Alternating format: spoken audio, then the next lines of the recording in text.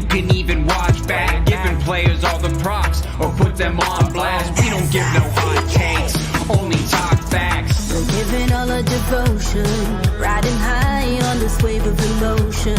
Going all out, yeah, cause this is our time. No, ain't no stopping us till we reach the finish line. All in, we came here to win. We're gonna give everything. S-I-C-K on the run. S-I-C-K, sick, sick. On fire, we're ready to fight. We'll bring the house down tonight. S-I-C-K on the run. S-I-C-K, sick, sick. Play it on the car ride, play it when you lounge. X and O, you know that we can hold it down. Shout out to my man Sammy, got it off the ground. And to all the listeners tuned in right now, got debates, analysis, and speculation. This is sports talk for the new generation. You know where to find us, got a reputation. Sick podcast, your #1 sports destination. Giving all our devotion, riding high on this wave of emotion. Going all out, yeah, cause this is our time.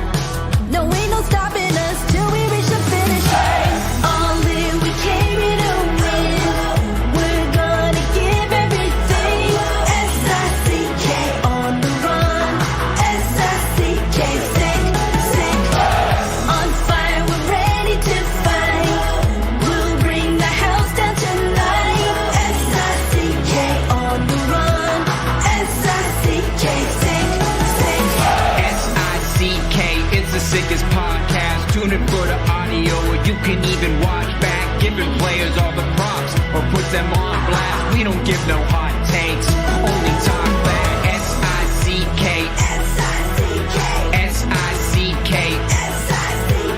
S-I-C-K, S-I-C-K, S-I-C-K, S-I-C-K. All in, we came here to win. We're gonna give everything. S-I-C-K on the run. S-I-C-K, sick, sick. S-I-C-K, it's the sickest podcast. Tune in for the audio, or you can even watch back. Giving players all the props or put them on blast. We don't give no hot takes, only talk facts. We're giving all our devotion, riding high on this wave of emotion. Going all out, yeah, cause this is our time. No, ain't no stopping us till we reach the finish line. All in, we came here to win. We're gonna give everything. S-I-C-K on the run. S-I-C-K, sick, sick. On fire, we're ready to fight. We'll bring the house down tonight. S-I-C-K on the run. S-I-C-K, sick, sick. Play it on the car ride, play it when you lounge.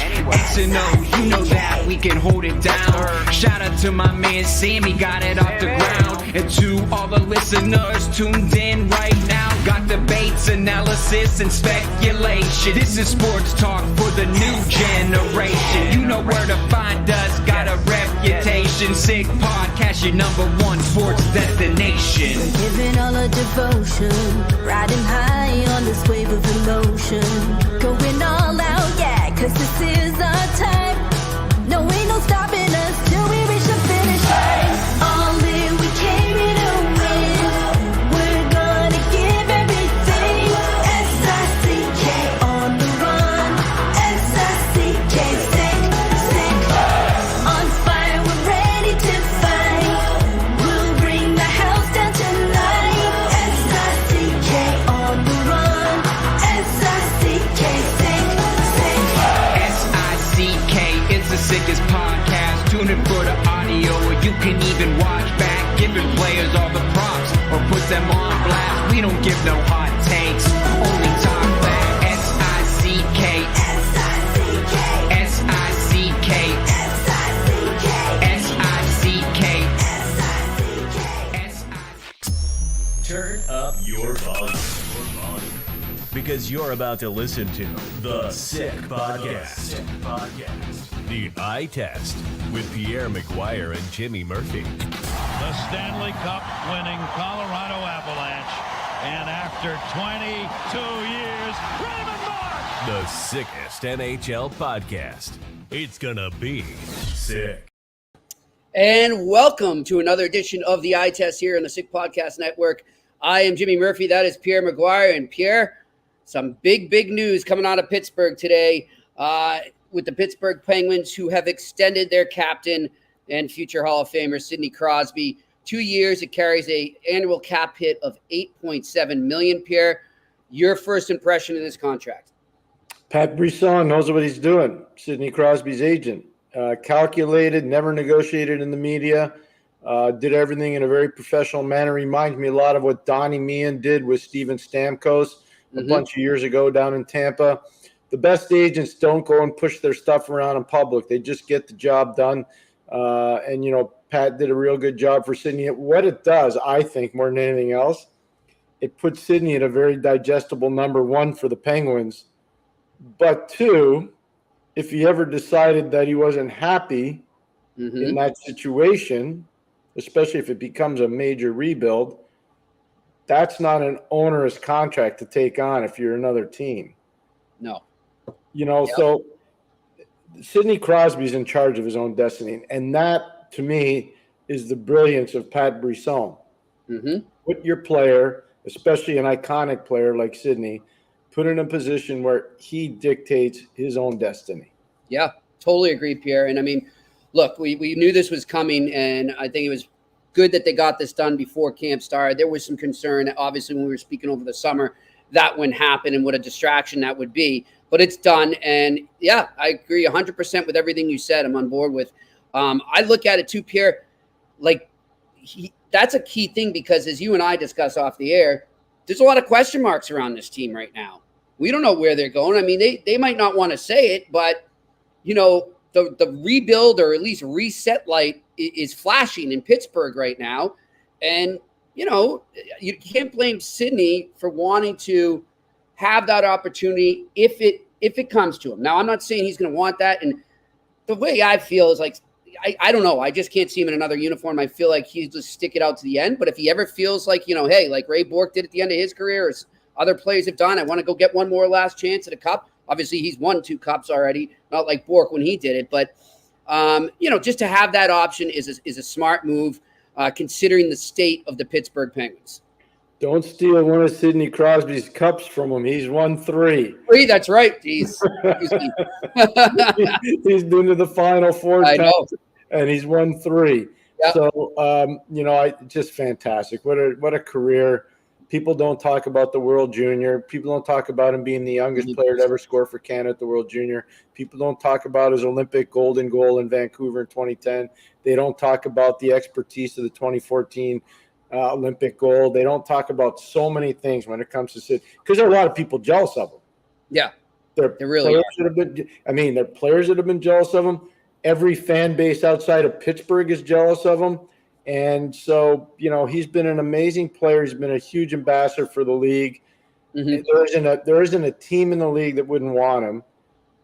You couldn't have a more virtuous player play in your organization for as long as he's played in Pittsburgh. I got to say, too, Pierre, you bring up fan bases being jealous. And it always bugged me, the different fan bases that will call him a crybaby sometimes. He's always whining to the refs. I got to ask them, Pierre, did they watch Wayne Gretzky? Did they miss that whole era of hockey? Did they watch other superstars that have played in this game? But that's part of what makes them so great, is that they can work the refs, that they can convince them maybe, hey, maybe you missed something there. Maybe next time this comes about, you got to look at that call a little differently. All the superstars do in every sport. Larry Bird, for crying out loud. I used to watch him up and down the court chewing out the refs, but he's a superstar. And if you can back it up, and you're respectful when you do it, you're not out of line, then go for it. I have no problem with it. And I just always hated that crybaby label that people gave Sidney Crosby. I had the good fortune of working with a player.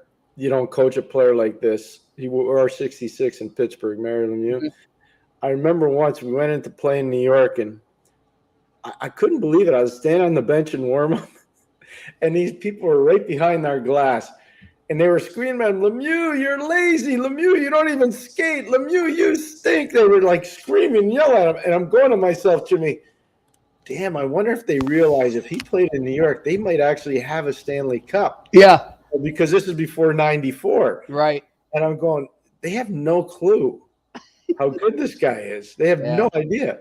So the one thing I would say, and this won't get a lot of play because he's no longer part of the ownership group. I, in my heart of hearts, believe that Mario, along with Pat Brisson, played a role in illustrating to Sidney the importance of staying in Pittsburgh. Yep. Now, I don't know if that'll get reported anywhere else, and it doesn't matter. Mm-hmm. But we just happened to go into a sidebar issue here with Mario and people doubting some of his abilities in the early 90s before he just exploded on the scene. Right. His relationship with Sidney is phenomenal. His belief in the city of Pittsburgh is huge. He's a proud guy that still lives there, still calls Pittsburgh home. And, I think he really thinks it's important if you have a chance to be an iconic player in one city to do it. I'm with you. And just quickly, before we veer away from Sidney, because a lot of topics I want to get into, but just obviously the influence Mario Lemieux had. What have you seen throughout the course of Sidney's career that reminds you a lot of Mario? And I'm not necessarily saying on the ice. I'm saying more in terms of the person and the leader. Ambassador in the city of Pittsburgh. Nothing's ever too big for him. And I'll give you an example. Sidney, we didn't have this going on when I was in Pittsburgh, but later on when they started selling season tickets, especially in the new building, the Penguins players would go and deliver the season tickets to different homes. It didn't mean he went out and give it to everybody, but right. And so Sidney did that. I'm going to tell you what Mario Lemieux did. When he became the owner of the Pittsburgh Penguins, he looked at all the debt that was on the team and all the people that were owed money. And there was a hardware store, it's no longer there in Pittsburgh, that used to sell the team rivets for the skates. And I want to say the bill was between $500 and $1,000 that the Penguins hadn't paid in whatever amount of time. Mario drove to the store on his own and paid the hardware store owner and thanked him. Wow. So that, I'm just saying. Wow. So look again, I'm going to say this because I never just do not want to be transparent. I had the good fortune of working with that man, Lemieux. I'm telling you, he's larger than life, but he's an amazing, amazing person. Yeah. He's just an amazing person. And Sidney's much the same. Yeah. He's much the same. And I whether it was World Juniors with Sid, whether it was Olympics with Sid, whether it was Stanley Cup runs with Sid, just phenomenal. And I want to just give you one more piece of Lemieux stuff. Yeah. This has never been reported anywhere else. Right after Game 5 in Detroit in the 2009 Stanley Cup Final, I was walking out of the building with Mario. They got destroyed. Pittsburgh got wiped out. And he was smiling. And nobody else was around it. It was just the two of us. It was late. Like, he must have stayed in the locker room just to chill out and wait for the fans to leave. And I always stayed late after a playoff game because we were trying to set up tape for the next day or the next game, whenever it might be. And so I was there talking with some of our production people. And we were walking out together in the old Joe Louis Arena. And I said, "That's tough, Ace." That's his nickname. I said, "That's a tough one, Ace." He looks right at me and he's smiling. And I'm like, uh-oh, he must be mad at me. Oh, boy. And he goes, "What are you talking about? We're going to win?" And I'm like, "Okay, if you think that, I'll never doubt you." And I said that. I'll never doubt you. What I thought, now I wasn't there for this part. He got back to Pittsburgh. Rather than him going straight home, he went back to the old Civic Arena, the old Igloo. And he wrote on the board in the dressing room, "We will win this series," and probably 3 or 4 things, how they were going to win. Wow.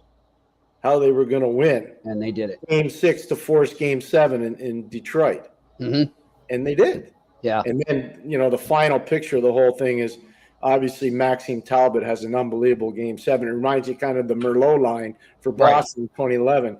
But the iconic video sequence of Doc Emmerich making the call and Marc-Andre Fleury against Nick Lidstrom.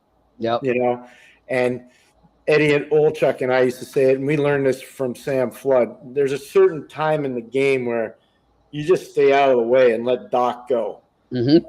Fans that A lot of times of those games. maybe younger ones that weren't old enough to remember. Go look at that tape. Yep. The last 4 minutes of that Detroit-Pittsburgh Game 7.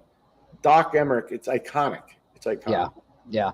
You know, and I'm not going to say I don't know if this reporter would want me to mention the name of the reporter, but there's a reporter in Boston I got to know during my early years covering the Bruins, no longer writes, out of the business. But during that time, this person got cancer, came down with cancer, and wasn't looking good. And this reporter had the pleasure over the years of covering Mario, but not even on a beat reporter basis, because they were covering the Bruins. And I don't know, Mario found out somehow and called the reporter up, not once, not twice, not 3 times, but almost once every 2 weeks, Pierre, to check on and just, how you doing? How you holding up? Because he had been through it himself. And that always stuck with me. And, you know, even before you and I became friends and I learned so much about Mario through you, that right there told me, okay, this guy's class. Oh, believe me, he's more than that. He's amazing. And you see it transcend in Sid. I mean, I'm telling you, Pierre, I see a lot of just the way Sid carries himself, the way he talks to the media, to the way he talks to the common folks, to fans. I see it. And you go all the way back, right, to when he lived with them. And, you know, as we always say, it's so important to have mentorship, and what a mentor Sid had. Yeah, no, it's phenomenal mentorship from Mario, obviously, and they got a chance to play together too, which is even more amazing. Mario lived with a family by the name of the Matthews family in Pittsburgh when he turned pro with Pittsburgh after he was the first overall pick. And what's interesting is I tried to recruit the son, Mike Matthews. Oh, wow. My first coaching job. Yeah. And I found that's the only way I knew that. I found that out. That connection. Yeah. And then what was it? 7 or 8 years later, I'm working in Pittsburgh and Mario's our best player. And wow. You know, so it's kind of neat, the tie-in. So I'm happy for Pittsburgh Penguin fans. I'm really happy for Sid. Mm-hmm. It's great for the organization, obviously. And this should help Kyle Dubas and Mike Sullivan, you know, if they are, whatever they want to call it, rebuild, retool, rearm, whatever. Pause. Whatever you want to call it. Whatever you want to call it. They're not as good as they used to be. They haven't made the playoffs in the last 2 years. No. It's not as promising for them to make it this year either, especially when you consider. We've talked about the East. Buffalo's better, Ottawa's better. You know, it's not going to be. They got to hope. They got to hope Washington really slides, which I don't believe will happen. Mm-hmm. They got to hope Philly slides, which I don't think will happen, and they got to hope Carolina really slides. Yeah, they got to. You know. Rangers, I don't think are going anywhere, Jimmy. They're going to still be good. Devils are going to be back. Devils are going to cause some problems. They are. I'm with you, Pierre. And finally, one more thing on Sid too, and just on the current team. As you're talking there, I'm thinking about it too. Look, again, whatever they want to call it, they're going through. To have a winner, a guy who's, no matter what the score, no matter where you are in the standings, no matter how the season's going, maybe injuries are mounting, maybe this has happened. He's always going 100%. It doesn't matter. And he's to have that example around, as you hope they're trying to filter in young kids, that's huge. Well, a kid like Rutger McGuire, he's going to learn a ton about professionalism and leadership and commitment and how hard you got to work. Now, McGuire's a hard worker, but how hard you got to work to sustain this every single year. What I think is really important on Sidney's thing, he's going to have the chance to dictate what he wants to do. Exactly. Yep. And I think that's what you work for your whole career. Being able to call your shot. I want to stay. I don't want to stay. I want to take less money so the team can actually go out and sign guys. I want to be the leader of a team that has a chance to win again. He can decide all this stuff. Yeah. And he's earned that. Yep. You know, and I know there are a bunch of people out there saying, "Oh, overrated, too much money, too old." If you didn't watch the season last no, but Jimmy, it's hard. I know. I'm just kidding. I hear it, Jimmy. I Yeah, hear it when I it's go to crazy. the rinks, and sometimes I just go with a baseball hat on, and so people don't really see incognito a little bit, and yeah, you hear stuff, and you're like, wow, that's too bad you feel that way. I know. You don't tell them that because you don't want to start trouble, but you're like, I'm really sorry you feel that way because you're really not experienced the greatness of how you're not on target. This guy is. Yeah. He's really amazing. Yeah. But the one other thing on Sid. So I think it'll be quick. He'll say, this has a legitimate chance to get done. We got a legitimate chance to be good. Or, oh boy, I'm not sure. Yeah. The luckiest guy in all this is Mike Sullivan. Oh, yeah. Because he's got a real good relationship with Sid. Sid trusts him a lot. And if you're going to do this kind of stuff they're doing in Pittsburgh now, trying to change it on the fly, it helps to have somebody like Sidney backing you up. Yep, I'm with you on that. All right, let's go a little north to a much younger player in Montreal Canadiens defenseman Lane Hutson. Now, Pierre, you've been hyping him up for a long time. You've been trying to tell people this kid's the real deal, and he's coming. Get ready, Habs fans. Get ready, Montreal.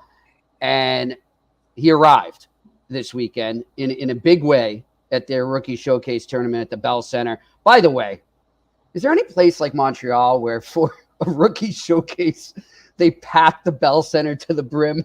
I mean, I heard tickets were getting scalped outside for this thing. A rookie showcase game. I love the passion for the game there. In my eyes, I don't care. Sorry, Toronto. That is the hockey mecca. And so that place was rocking, and that's all anybody can talk about right now. I've been tuning into our good friends at TSN 690 all day because I can't get hockey talk where I live. And it's just nonstop Hutson. Pierre, I know you're not surprised, but are you, let's say, surprised at the reaction right now? Or did you know this was going to happen, especially with the way they love the hockey up there? Well, last Thursday, I went on our friend Mitch Melnick's show, and I start my weekly hits full-time starting today, after we're done. Looking forward to it. And last Thursday, I said to him, enjoy this rookie opportunity with Lane Hutson because this will be the last time he's playing in a rookie tournament. That's right. He's really good, Jimmy. Yeah. As you know, and I've known it for a long time. And it's not because of the games he's played. It's not because of the World Junior exposure. It's not because of the national championship chase for Jay Pandolfo in Boston University. It's because of watching him practice. He's got unbelievable passion for the game. Mm-hmm. I went to a game, Boston University versus Northeastern last year at BU, right after the World Junior.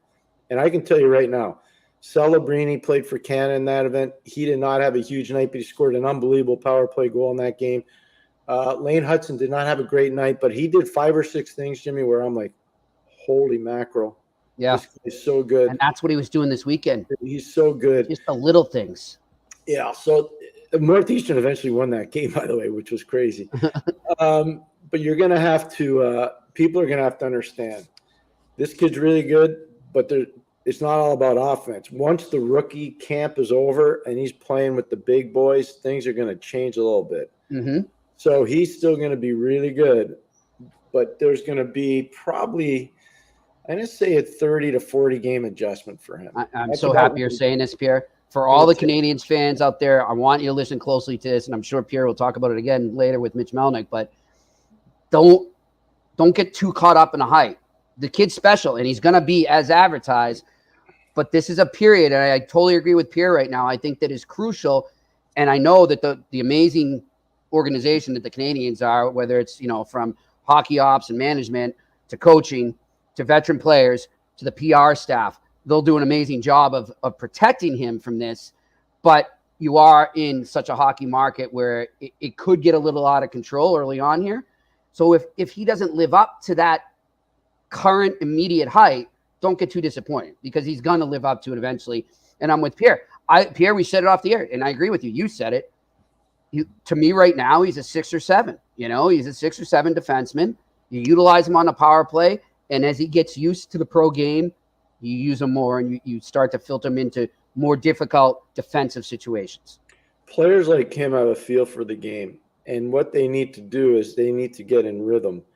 And it's going to be disjointed rhythm for him because he's not going to be in big matchup situations. He's not going to be a penalty killer. He probably will be on the power play, whether he's on the first or second one to start, I don't know. Right.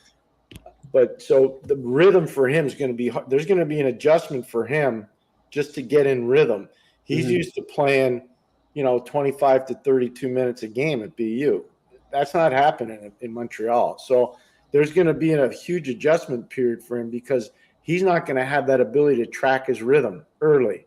And that's the hardest thing for those young guys. So that's what I'm saying. There's going to be like a 30 to 40 game adjustment. There's going to be nights where you're going to say, wow, this guy's really good. He's really good. Yeah. He is.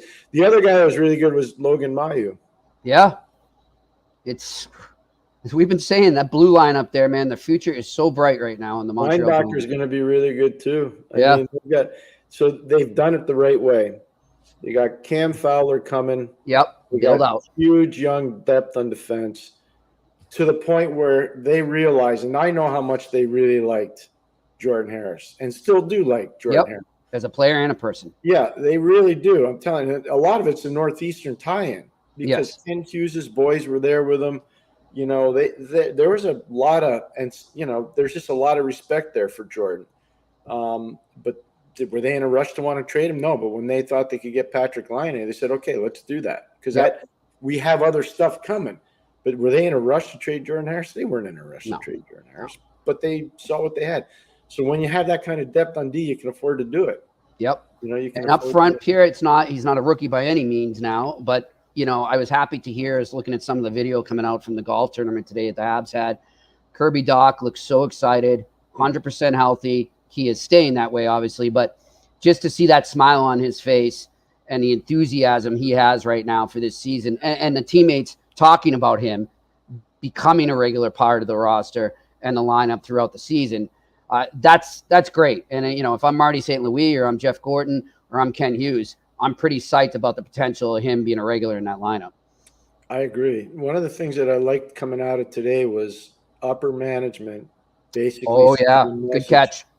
We know we're in a battle to make the playoffs, but we're going to be in the battle. Right. We're going to be in the battle. We're not going to melt at the end of February and disappear. We expect to be in the battle till the end. Yep. And if we make it, that's great.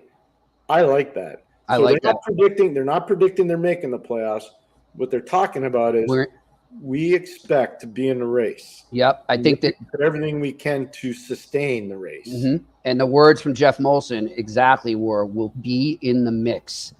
And, Mitch Melnick earlier today, I was listening before we came on, and he said, if you go back and you look at all the clips and everything over the last couple of years since Hughes and Gorton came on, Hughes and Gorton never used the word rebuild.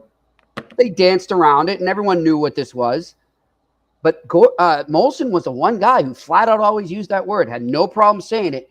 And for him to now go from using that word to "will be in the mix," I think that spoke volumes. No, I agree. Look, they're doing a lot of things right. Montreal is. They're doing a lot of things right. We've been talking about it for a long time, Jimmy. Even before we started the eye test, we were talking about it. Yep. I remember calling you the day they hired Ken Hughes. I know. Look, I can't say much because of where I used to work, but they came close to pulling off a heist that would have been unconscionable if they would have been able to do it. And some of us there just didn't allow it. Yep. You're saying, yes, I got you. In a trade. So they had an idea. They had a really good idea. Yeah. There's been a vision there right from the get-go. All right. Speaking of teams that I'm sure have visions right now, but how they execute it will be the big question. We're going to get back into our preview right now. Tried to get GM Doug Armstrong. Apparently he's tied up, I believe, because they had the golf tournament today. So they're probably just finishing up there or maybe having some kind of banquet dinner for the St. Louis Blues. But let's start with the St. Louis Blues, and then we'll talk about the Chicago Blackhawks, Pierre. First off, we've mentioned how bad we feel for Torey Krug there and what happened with him, and he's going to miss the season. But let's look at that defense right now. I don't start in the net because I'm happy with what they have in the net. Honestly, I like Binnington. I like now. I'm now draw a blank here. The kid from that was Holford. with Spring. Yep, that was Holford. with Springfield when they made a nice run in the AHL to the Carla Cup a couple of years back. But what's your take on that St. Louis blue line right now in terms of the present, and do you like what's coming? Well, they got better because they added Ryan Suter and Philip Broberg. So they got better on defense. Suter still can play. Now, I can't play 29 minutes like he used to, and I tell him that to his face. But if he's playing in the third pairing with Broberg, that's good. Perunovic is a young player, Scott Perunovic, who can put up points. He's really slick. They're going to miss Torey Krug a little bit. Letty and Parayko are still good. Justin Falk still got game. Their defense is fine. That's not – they're not very deep, so they can't really get hurt. They're not They just don't have enough depth. Where it's interesting is up front because they got Dylan Holloway, obviously, from Edmonton with Broberg. So he brings a lot of energy. They got Texier from Columbus. He's got some stuff. They got Matthew Joseph from Ottawa, and I look at it for whatever reason, they don't want to play fair with Matthew up in Ottawa. Matthew Joseph can play. He's got to be in the right role. He's got to be in the right role, and I think he will be in the right role. And then getting Radek Faksa, as long as the injuries haven't stockpiled up on him. That's where I was going to go. That's a real good center ice position with Thomas, Shen, Sundqvist, and Faksa. Yep. Really good. Now, they had 92 points last year, okay? 99 Nashville, 99 made it. So they're 7 points out. They're going to have to find a way to come up with some more division wins. The other thing here's where they get in trouble. They were 11 goals below 250. They were 239. Yep. They gave up 250. They got to find a way to role reversal. They got to get that 250 goals against to 250 goals for, and they got to get that goals for up to 250, if you follow me. So just invert it. Yep. Change it up. Yeah. 239 goals against, 250 goals for. Just change that. And if they do that, they'll become a plus 11 on the goal differential. They could get to a playoff spot. But that's the only way they're doing it. I'm just telling you. My thing is, Pierre, and I agree with all that. I look at that division right now, though, and as we've mentioned numerous times, and we'll be previewing them tomorrow, I believe, Utah, like they're sliding in there. We believe Nashville, with the amazing offseason they had, they're going to the playoffs. That's my belief. Dallas is going, Colorado's going, Nashville's going. Now, Winnipeg, I think Winnipeg could slide back a little bit. I do. They had 110 points last year. They had an amazing start to the season. They could slide back. They could. Could St. Louis catch them? I don't know. So here's the thing, and I agree with you, by the way, on Arizona. I really do. Utah. Utah. It's okay. I'm going to do it a couple times too. No, you're right, though. You got to fix it. And thank you for correcting me. 100% agree. Utah, last year when they were playing in Arizona, had 77 points. They had 77 points. So they've got to find a way to get 22 more points in the standings. I don't know how easy that is. It's not easy. I think they can get at least 15. That won't be enough. I know, but my point is, relaying back to St. Louis, some of that could take away from St. Louis flipping the script there. I just think it's going to be a little more of a dogfight. And let's not forget the Minnesota Wild. By the way, I had a nice conveation with Billy Guerin today. He's excited about this team, Pierre, and we'll get into that when we their whole group. I was talking with Johnny Hines today via text. The whole group, Ray Shiro, the whole group is very excited about where their team is. There's a lot of guys that are going to have some bounce back years they're hoping. That's what they think. I mean, and look at Jack Cap. I'm going to tell you this right now. I know. Johnny Hines is a really good coach.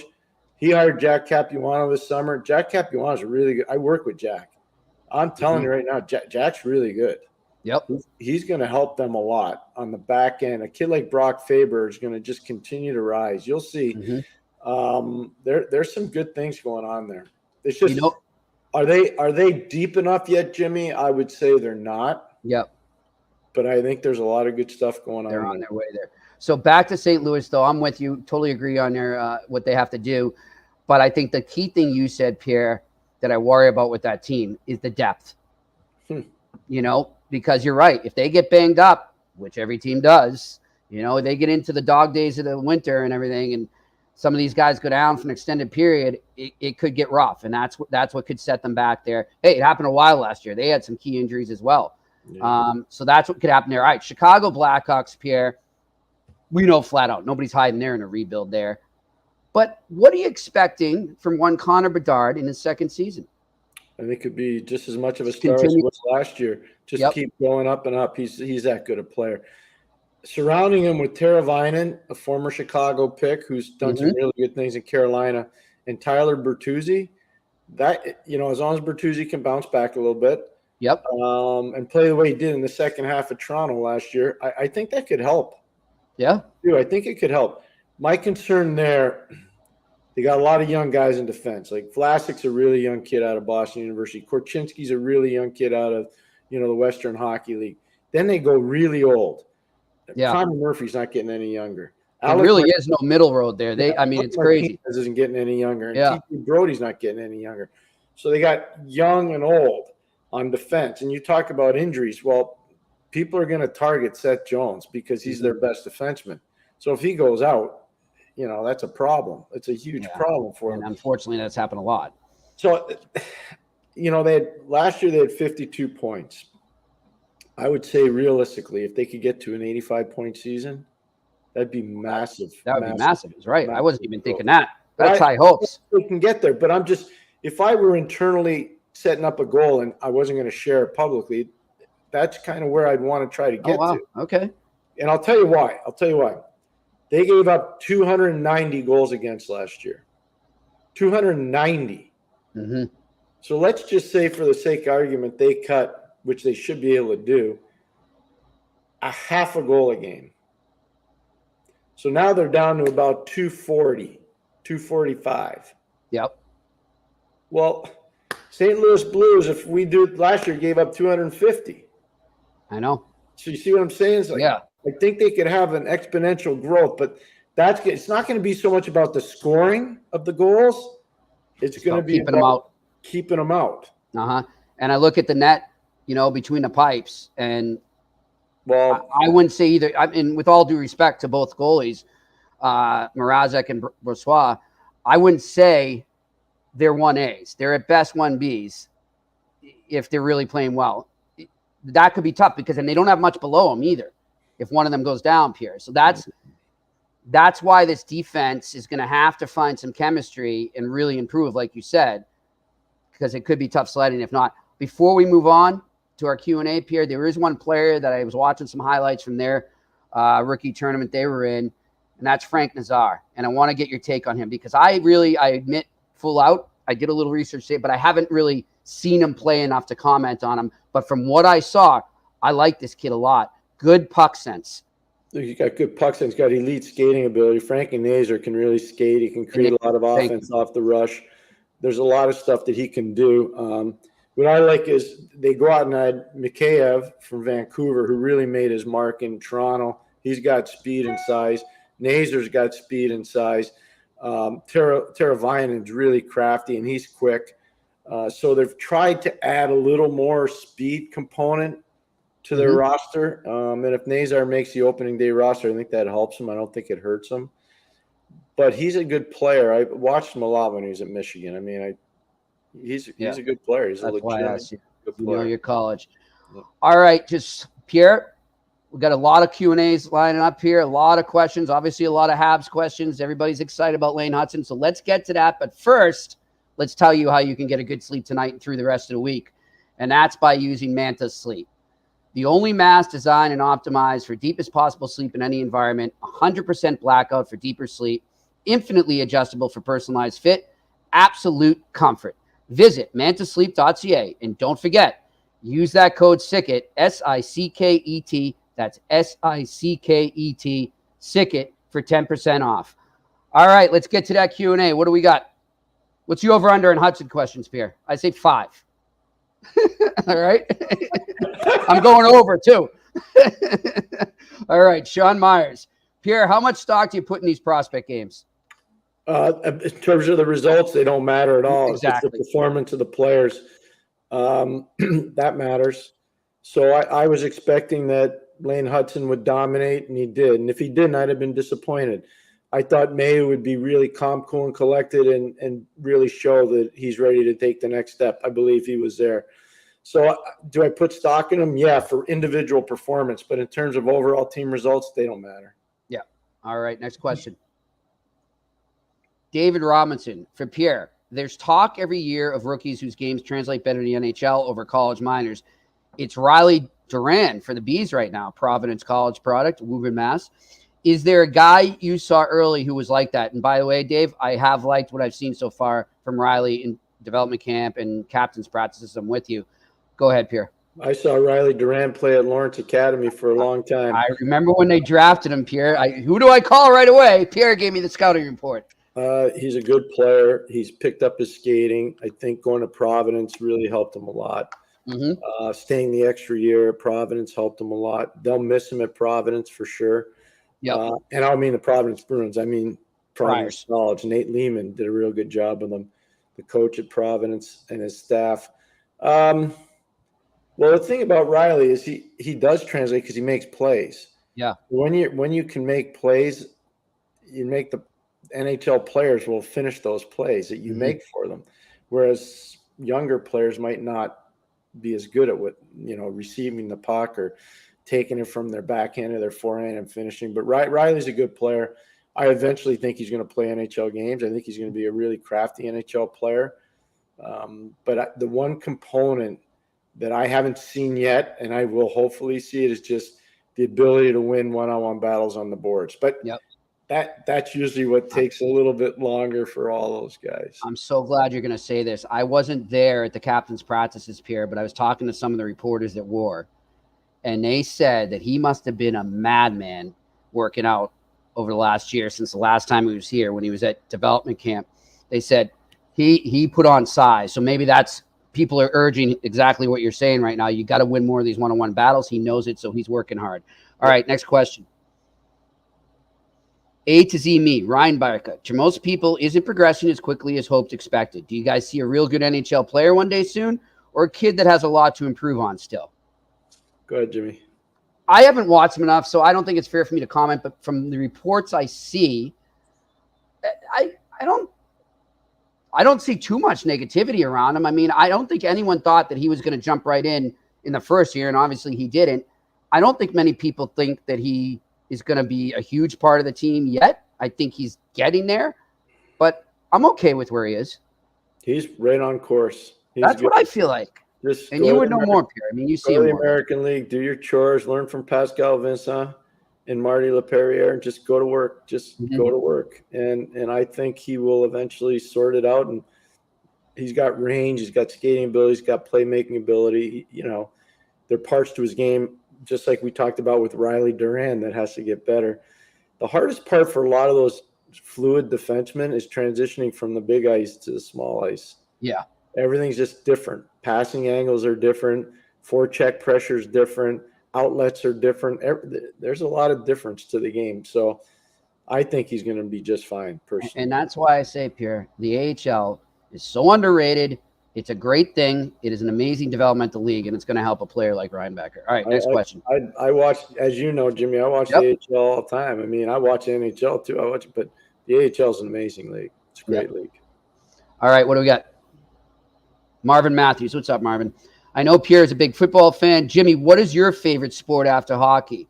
That's a good question. I would say it's football, even though my team's in for some rough times, the New England Patriots. Not as rough as my team. Oh, I know, Pierre. Sorry. Football Giants are in the world of hurt, man. Yeah. It hasn't been this bad for a while, man, for you guys.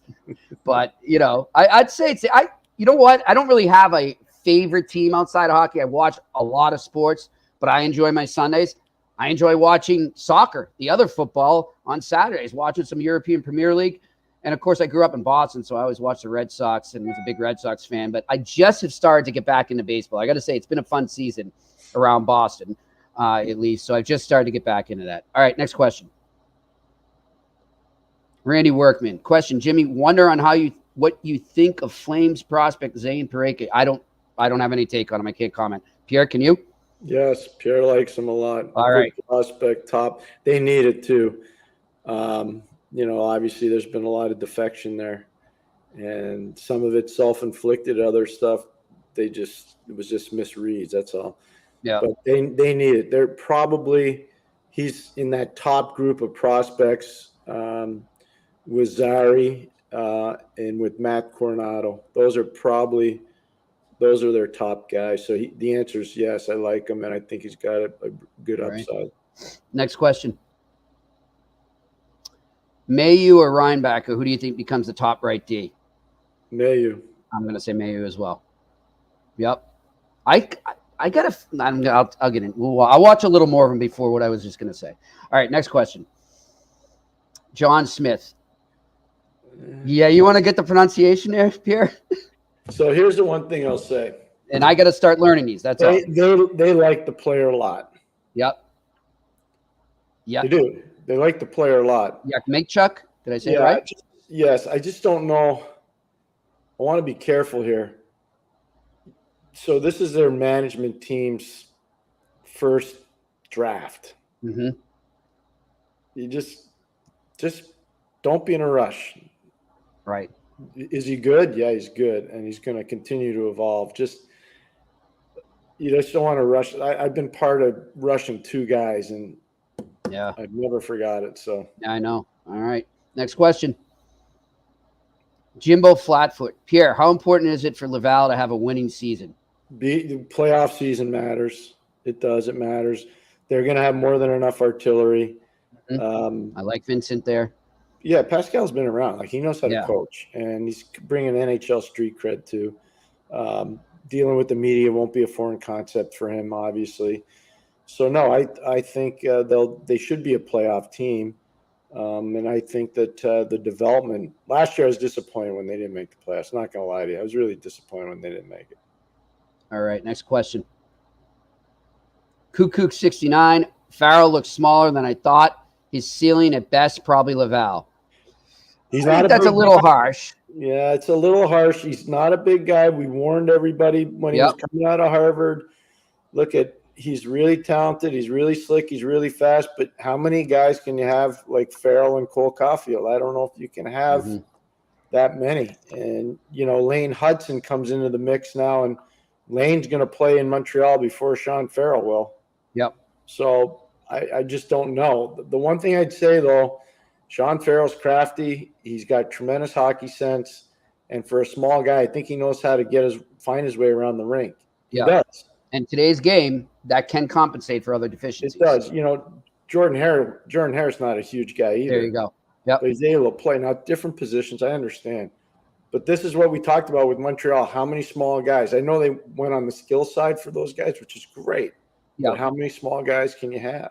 And I don't know if they want – I think they're on the same boat as us, Pierre, because if you look at some of the picks they've made, some of the acquisitions they're making, they're getting bigger every year under Hughes and Gorton. So there's obviously an emphasis on that. All right, next question. GB, why does some play the passive four-man box on the penalty kills? Seems to me all the best PK have aggressive system taking away time and space. I totally agree. Totally agree. We're not even going to pretend. Totally. Yeah. I'm a big believer. I've always wondered that too, Pierre. So make them beat you.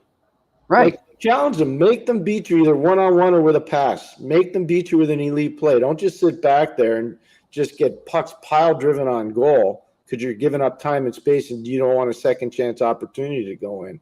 Just make them beat you. But I'm a big believer in the aggressive penalty kill. Mm-hmm.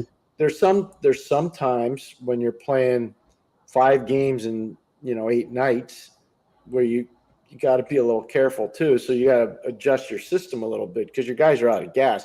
What people don't realize about shot or penalty killing is the amount of shot blocking that goes on. Yeah, and the amount and the guys toll get hurt. It takes its toll. So when let's just say you're playing 3 and 4 nights, you may not be able to go super aggressive all the time. Your guys might not have any jam left, and you could have been playing Pacific Coast time, Mountain Coast time, Central Coast, Central time. You don't, you know what I'm saying, Jimmy? So yeah, it's not one size fits all. But I agree with GB. Better to be aggressive than passive. Speaking of Giants, I'm going to make a little analogy. It kind of reminds me of Bill Parcells. You remember what he used to say? Prevent defense prevents you from winning. That's correct. There you go. All right, next question. David Robinson, is the Pacioretty PTO launching some Leafs fans into premature midlife conundrums? Well, David, I'm prepared to say I think that PTO is going to be a contract. Alan Walsh already came out and tweeted it. He said did there's he? a contract waiting. Yep. Okay, see, So there you go. You're my social media person. There we go. I should have tipped you off on that. I apologize. No, that's okay. Okay. But I had no idea. But I'm just saying, and look, I'm friends with Alan. I think Alan does amazing work for his clients. You know, we talked before about Patty Brisson, the job he does, and Donnie Meehan, the job he does.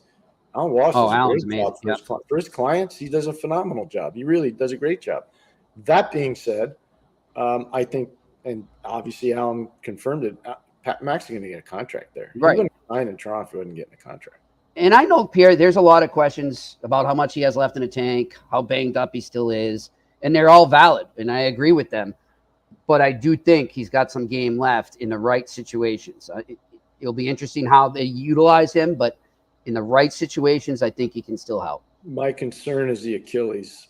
Yeah, that's so tough to come back from. It's so hard. And he is such a physically fit, strong person. He really is. I know. But you just don't know if that Achilles snaps again, it's over. It's like see you later, alligator. So, all right, next question.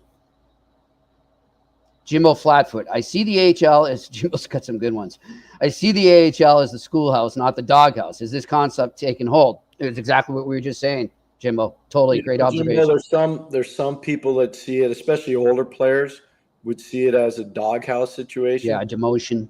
Yeah, but for younger guys, especially younger guys that don't require waivers, they understand this is part of the business. You know, I've spoken to a lot of young players who I work with, and the first thing I tell them is your eyes right now have to be on making the American League team. And then you get to go forward from there. Right. You know, you just don't think because they sign you, you're going to play in the American League. It's not that easy. Yeah. It's a hard league. Exactly. You know, here's what I try to tell these young players, and this is important for the fans. You got older people playing down there. They're married. They got 2 or 3 children. They got a mortgage. They probably have a rent they have to pay. They got car payments they need to make. They don't want to go to the real world and have to do that. They want to stay playing hockey. Well, if you're a kid and everything's happy-go-lucky, you're not going to beat out that old guy. Yeah, exactly. It's not going to be happy-go-lucky around him. You're not going to be beating that guy out. It's just he won't let you do it. Yep. And so this is why the American League does such a good job of developing players. Yeah.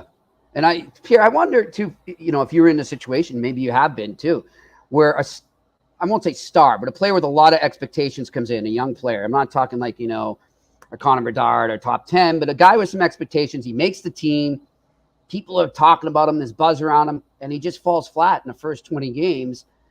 Do you send him down? Is it all situational? Does it depend on each kid?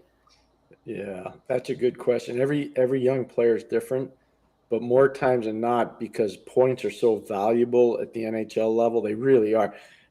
I'll give you an example, Jimmy. Just as for everybody out there, and I will not tell you the team. Okay. The difference between making the playoffs and not making the playoffs is massive financially.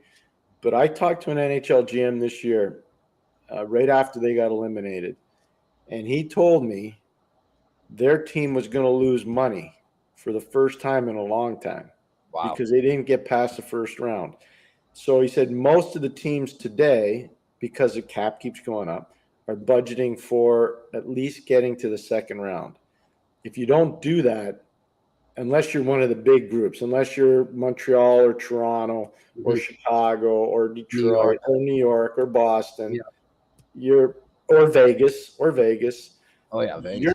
You're not gonna make money, and the owner doesn't want to hear that. Yeah. So that's what I'm saying. In some of these cases, if a young player that you drafted didn't produce, he's going down. Yeah, he has to. You need that roster spot. What do you give him when you do that? When just so his confidence isn't shot, because we were just saying some guys can take it as a demotion, and really we're saying no, you just need to develop more. You know, one of the best things that I had happen in my career was in Ottawa, and I'll never forget.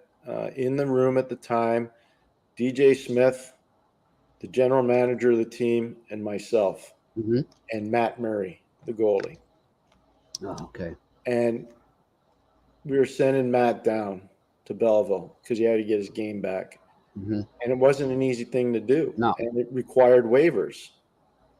So the discussion was good. Matt was a little angry, which I understand.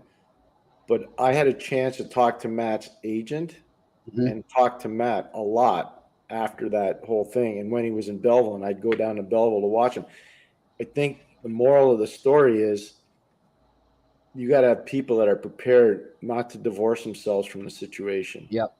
And so when you send somebody down, especially somebody where there's huge expectation, you can't make it personal. You got to treat them the way you would treat a member of your family. You want to help them, and you'll do everything in your power to make it better for them. All right. That's perfect. Probably the best way to do it. Okay, next question. Ron LaRoque. Do the gyms talk about changing playoff format at their meetings? The GMs. They said they haven't. They said that hasn't come up too much, Pierre, from what I've heard. But no, it really has. I think I do know some that might want that, but I don't think it's really come up. No, it comes up. I'll put it that way. Yeah, it comes up, but I don't know if it has. It hasn't gained steam. I'll put it that way. No, yeah. There are definitely people that would like to change it. I would vote to change. I would too. I'd vote to change. All right, next question. Randy Workman, how much of a step back will the Canes take? I believe. Pat, no, I think he means Canes. Yeah, Randy, send that to us again. We're gonna go to the next question. I'll come right back to you. All right, next question. GB Pierre, what's your view on the weird, not productive Habs man-for-man defense? Seems to be a lot of running around and missed coverages. No, I think they're going to probably do a little bit of tinkering with that. That's one of the reasons why I think Roger Grillo was brought in as a coaching consultant, which is fine because I think you always need to have new voices around. Doesn't mean you have to buy all their ideas, but you need to have those ideas presented and think about them. You know, the best talks I had with Scotty all the time was everybody says, well, it's worked every year for 10 years. Why should we change? Because there'll be that one year where another group comes in and says, I got you figured out and I'm going to beat you. So you can't become predictable. And so I think Montreal, because of Roger going there and Robida paying attention and Letowski paying attention and Marty is always paying attention, I think there could be some fine-tuning with their in-zone coverage. I don't know if you saw him talk today, Pierre, but check it out. He was great talking about Grillo. Yeah, no, I haven't seen it. Great.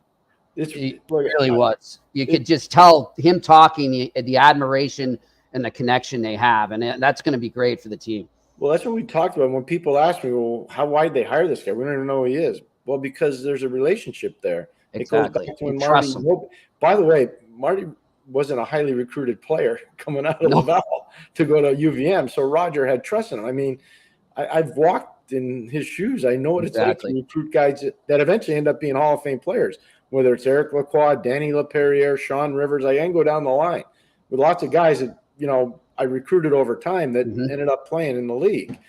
So you develop relationships with those people and you're proud of what they've done and they have a little bit more time for you. So I think it's great. I'm happy for Roger. We talked about it last week. Yeah. All those hires, everybody's like, who's that guy? Where'd he come from? It had nothing to do with where they come from. It has to do with who they've worked with. And the Canadiens are really happy with their chemistry and they want to keep their chemistry going the way it is. And they want to bring in people that they know can deal with their chemistry. Exactly. All right. Next question.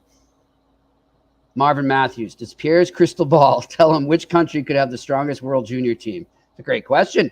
It is. I'm going to say that Canadian group could be good. U.S. is going to be really good too. Always good. All right. Next question. I just want to watch Gavin McKenna. Yeah. That's my new pony, Jimmy. Yeah, I know, man. I know, and I'm with you. I've been watching more since you started talking about him again. Do we have Randy's question again? I don't want to forget about that. Yes. Okay. So we were right. How many steps back will the Canes take? We think at least one. I think we're in consensus of that. We're worried, though, how many steps after that lead to maybe not making the playoffs. I think that's a possibility, as Pierre said. I totally agree with Pierre. The goaltending really hasn't improved. I think they're going to miss Pesce a lot. They're going to miss Pesce a ton. Now, I will, to be fair, They got some young guys, Jimmy. Like, I'm telling you, people don't really know. They don't know enough about Scotty Morrow. I do. They don't know enough about some of these guys coming along. Like Nadeau is a really good player. Now, I don't know if those guys are even going to make their team coming out of camp. Right. Down the road, they're good players. They've got some young guys coming, which they should be excited about. The big key there, and this is, I think, for Carolina, to Randy's question, Svechnikov has to be that consistent scoring force. Like Jarvis has become that. Seth Jarvis has been really good. Svechnikov's got to get back, not getting hurt. He can't legislate against injury, but he's got to be healthy, and he's got to start, getting close to 40 goals, 30 to 40 goals. I'd agree. All right, next question.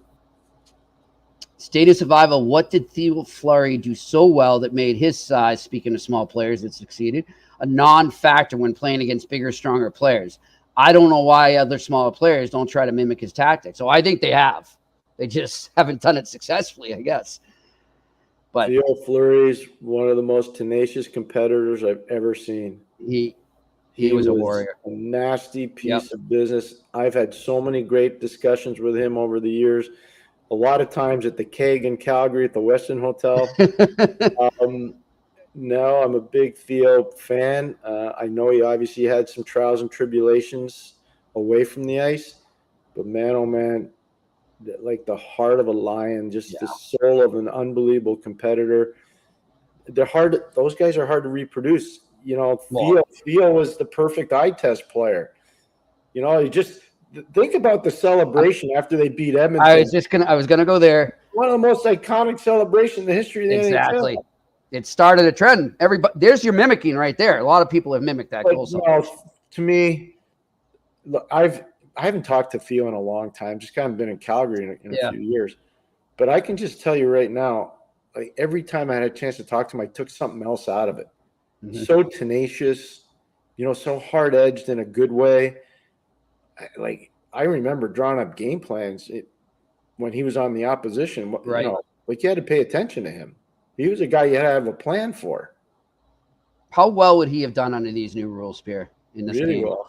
Right? Really well. Oh, my gosh. But back in the day, there was it was tackle football in the neutral zone, and there was a two-line pass, so a smaller guy with speed like Theo couldn't get free to stretch people out. I mean, there would have been a lot of odd man rushes back in the day. Like, you think about Calgary back in the day. They had McInnes, who could really pass the puck. They had Suter, who could really pass the puck.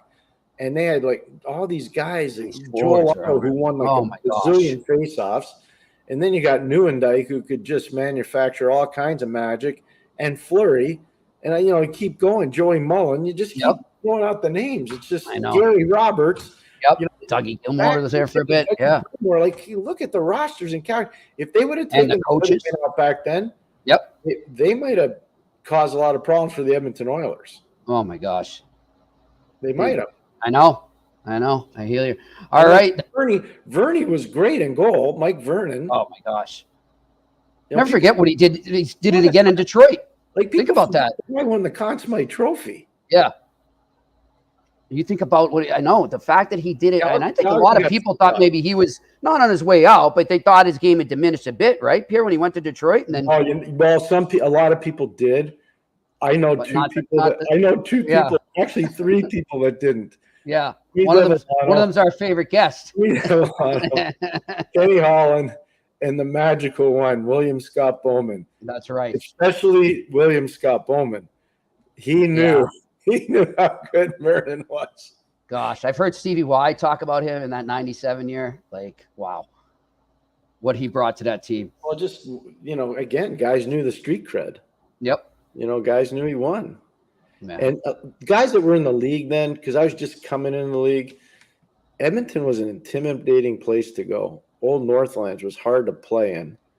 And Calgary had to do that so much. They got stuck. They got stuck with this elite team that was a 2.5 hour drive from their rink. It's just it was bad luck.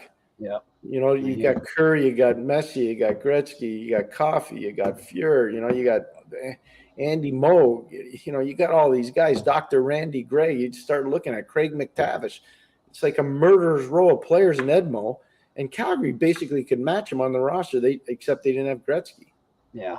They didn't have Gretzky. It's unreal. Well, for those were wars in those playoff series, though. Those are great. People out there, yep. Go watch some of the battles.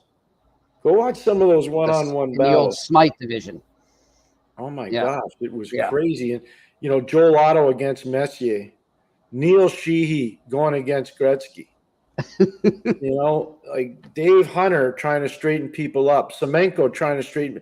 Go watch some of that was not hockey for the faint of heart. I remember when I used to stay sometimes down at my grandparents'. They only lived a couple streets over, Pierre, and and my grandfather would let me stay up. And when we could get the late games from the Smythe division, he wanted me to watch those Oilers Flames series. It was great. He's like, you need to watch this. This is what hockey is. Who kind of got lost in the shuffle there too? I felt bad. For a lot of years, Winnipeg was really good. I was thinking the same thing as we were talking here. Winnipeg built some really good teams, Jimmy, and they always got stuck. They had Steen and Howard Chuck.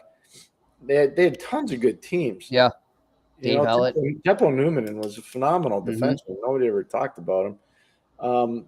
Guys like there's so many players, and they always had to play Calgary, Vancouver, or Edmonton, and usually Edmonton first round. Yeah, and that's because of where they finish. Yeah.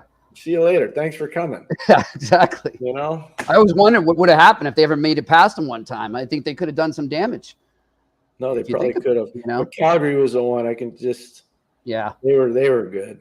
They were well coached. Whether it was Bob Johnson coaching there, or, Dougie Riseborough for a short time, or Dave King, they had really good coaching there. And thanks to State of Survival for bringing that up.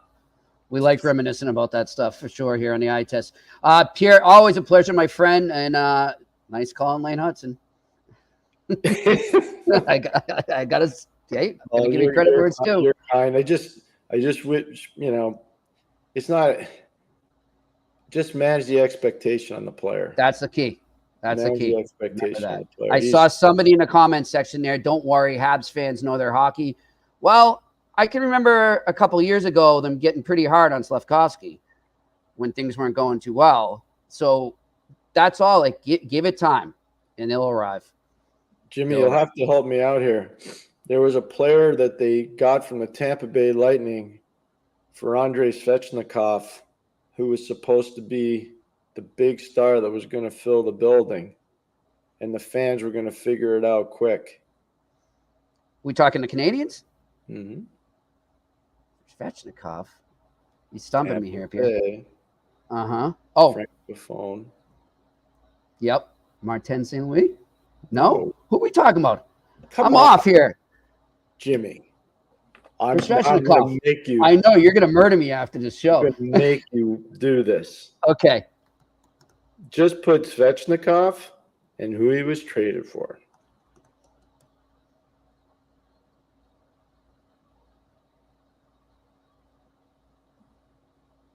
He plays in Colorado now, Jimmy, with Nathan McKinnon. Oh. Now you're thinking of Sergachev, though, no? What did I say? Svechnikov? Sorry, yeah. I'm doing that. Okay. Sergachev. That's my bad. Okay. I'm on. Yeah. That's okay. Yeah. And I'm with you. It didn't go well, but I'm glad he's found a home in Colorado, Pierre. He seems to have found a spot there. Yeah, no, but my point was that it was Drouin. And the hype around him. The point was everybody was going to be, this was going to be the next big thing, and everybody was going to treat him right, and it was all going to be good. And it should have been, but it wasn't. Yeah, I know.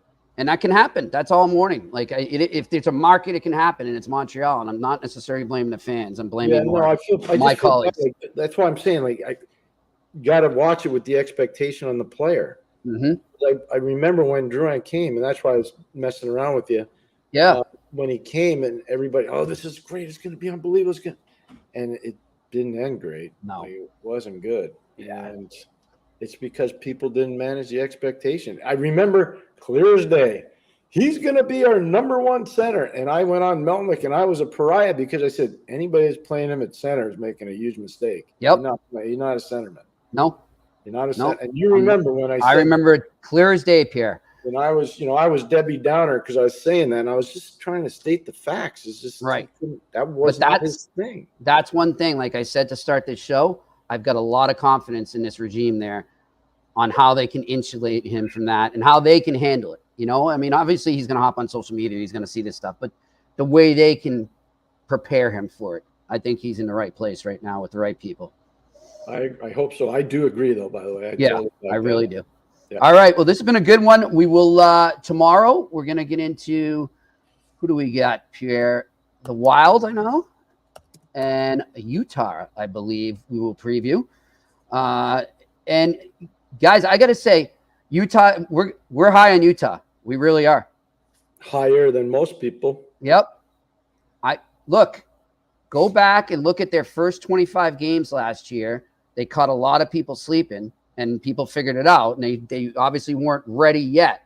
But I saw a lot of potential in that team. I enjoyed watching them during that stretch. So I think they're taking a big step this season.